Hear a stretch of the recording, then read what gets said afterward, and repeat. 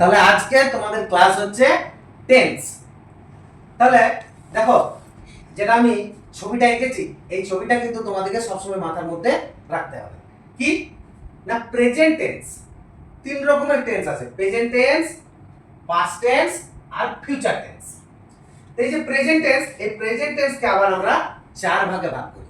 কি কি না, simple present, present perfect, present continuous আর প্রেজেন্ট পারফেক্ট কন্টিনিউয়াস। তো এই যে আমরা ইংরেজিগুলো জানলাম, এবারে কিন্তু আমাদেরকে জানতে হবে যে এগুলোর বাংলাগুলো কি। আর এই বাংলাটা আমাদেরকে কিন্তু সবসময় মাথার মধ্যে রাখতে হবে, কারণ বাংলা যদি মাথার মধ্যে আমরা রাখতে না পারি তাহলে কিন্তু আমরা ইংরেজিটাকেও মাথার মধ্যে রাখতে পারবো না। তাহলে দেখো, এই যে সিম্পল প্রেজেন্ট, এই সিম্পল প্রেজেন্টের কিন্তু আরেকটা ইংরেজি নাম আছে, তোমরা কি জানো সেটা কি? হ্যাঁ স্যার, কি? Present indefinite. Present indefinite. আচ্ছা, এই যে প্রেজেন্ট ইনডিফিনাইট বা সিম্পল প্রেজেন্ট, এটাকে কি বলা হয় বাংলাতে? সাধারণ বর্তমান, হয়েছে, বা নিত্য বর্তমান। ঠিক আছে, এরপরে দেখো প্রেজেন্ট পারফেক্ট। তো প্রেজেন্ট পারফেক্টের বাংলা কি? পুরা ঘটিত বর্তমান। আর প্রেজেন্ট কন্টিনিউয়াস, ঘটমান বর্তমান।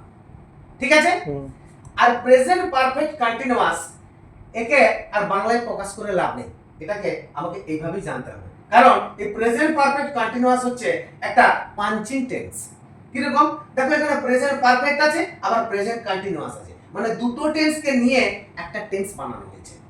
ঠিক আছে, তাহলে দেখো প্রথমে এবার দেখে নাও যে যে সাধারণ বর্তমান, এই বাংলা কথাটার মানে কি? মানে কোনো কিছু বর্তমান কালে সাধারণভাবে ঘটবে, এটা হচ্ছে সাধারণ বর্তমান।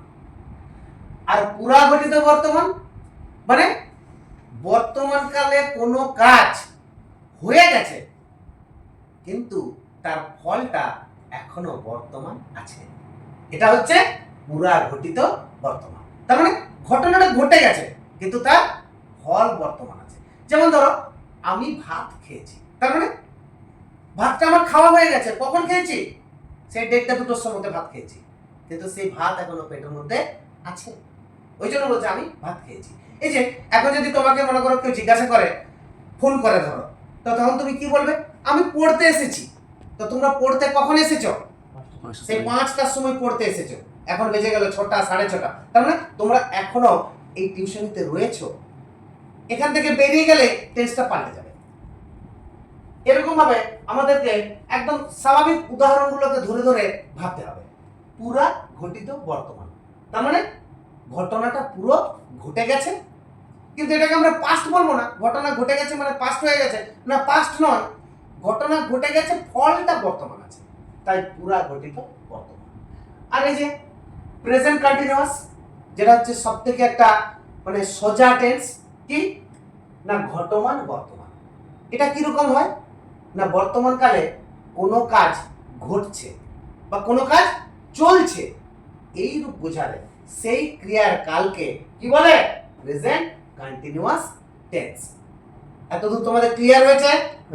থাকবে মাথার মধ্যে? এটা বেরোবে না তো? তাহলে নেক্সট ক্লাসে আমরা আবার একটা একটা করে টেন্সকে ডেসক্রিপশন দেব।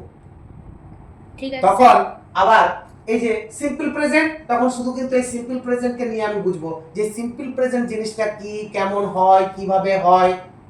ঠিক আছে, এখন পর্যন্ত এইটুকুটা বুঝো, এইটুকুটা মাথার মধ্যে রাখো।